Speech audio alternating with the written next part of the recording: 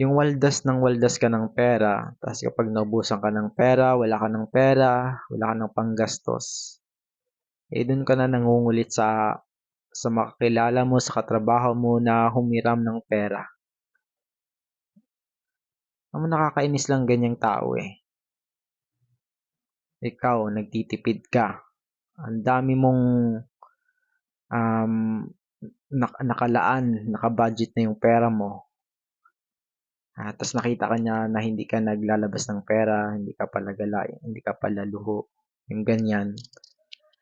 Tapos, nung sahuran na, or kahit after ng ilang araw after ng sahuran, wala na siyang pera kasi ang dami niyang binibili, maluho siya, winawaldas niya yung pera niya, hindi niya pinapahalagan yung pera na yun.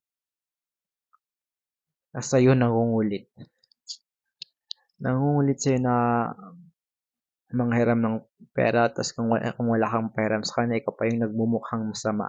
Tapos isusumbat niya lahat ng mga tinulong niya, uh, including na pinahiram ka din niya. Nakakainis yung mga ganyang tao eh.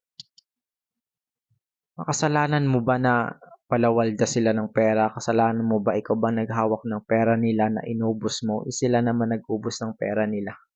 Bakit yung may mga taong ganyan na sobrang kapal na mukha, hindi nahihiya? Na sila naman nag-ubos ng pera nila, hindi mo naman pinakailaman yung pera nila. Tapos kapag naubos yung pera nila sa sugal, sa inom, sa gala, sa mga damit, mga luho nila, nangungulit sila sa'yo. Minsan nakakairita din yung mga ganyan ni Kai. Kasi lalo kapag may ginagawa ka o may ano ka, nangungulit sila sa'yo, minsan yung pag nagmumukhang masama. Tapos madalas, doon din nagsisimula yung gulo. Na hindi mo sila pinahiram ng pera, kaya siniraan ka sa ibang tao sa katrabaho mo. Na ganito, ganyan ka.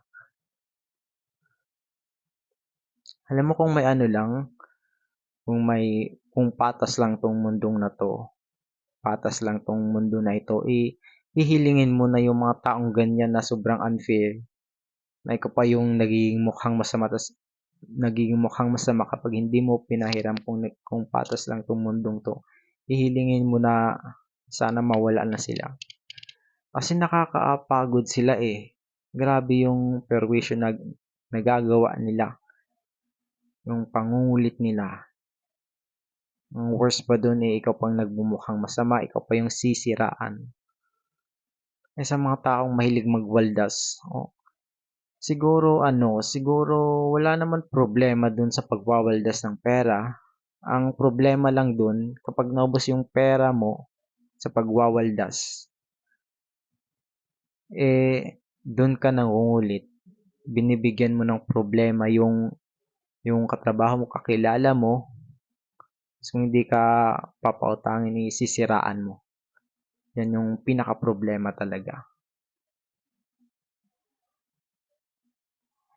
Ikaw magbago ka na. Magwaldas ka ng pera, huwag kang magbigay ng problema sa iba. Ikaw ang problema, kaya pera mo yan, ikaw gumamit yan, ikaw nagwaldas nan, kaya ikaw dapat ang mamblema, hindi yung iba.